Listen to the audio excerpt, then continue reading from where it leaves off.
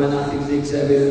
ቃልና ነባለ ከዛ እንደልከማችሁ ስለማክ እንቀመጣለን። ዮሐንስ ምዕራፍ 5:25 ላይ ጆሲ አንድ መዝሙር ገባል የኛ አምስት 25 ላይ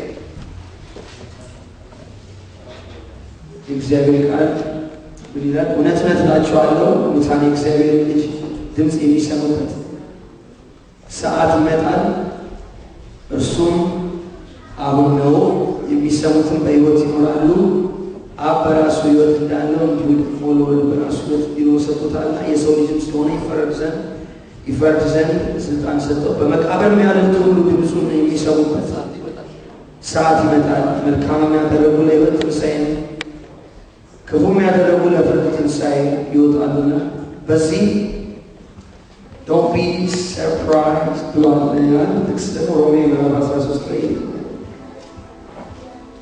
አሜሪካ ጊዜ ያለው ብዙ እንደዘሩ ጥቅስ 15 መንበብ የለም ማለት ነው ተራውጪ የቀረው በቃል ይላል 13 ቁጥር 11 ላይ ከእንቅልፍ የምትነሱበት ሰዓት አሁን እንደደረሰ ዘመኑን እወቁ ካመንበት ጊዜ ይልቅ መዳናችን ዛሬ ወደኛ ቀርቧልና አሜን ለሊቱ አልፏል ቀኑም ቀርቧል እንግዲህ የጨለማውን ሥራ ወጥተን የብርሃን ጋሻ ጦር እንልበስ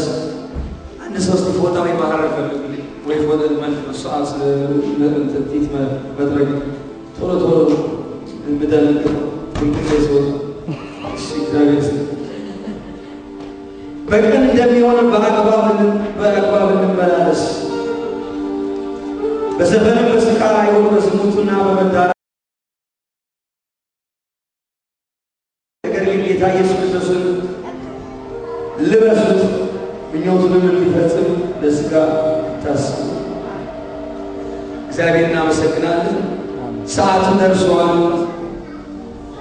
ዘመኑን ቀርቧል እያተባለ ብዙ ጊዜ ሰዎች ይጮሃሉ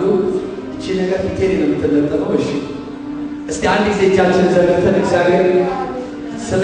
ስለ ሰዓቱ እናመስግነው ለኦክላንድ ስለሰጠው ሰዓት ሃሌሉያ ኢየሱስ እናመሰግናለን ክብር ይገባል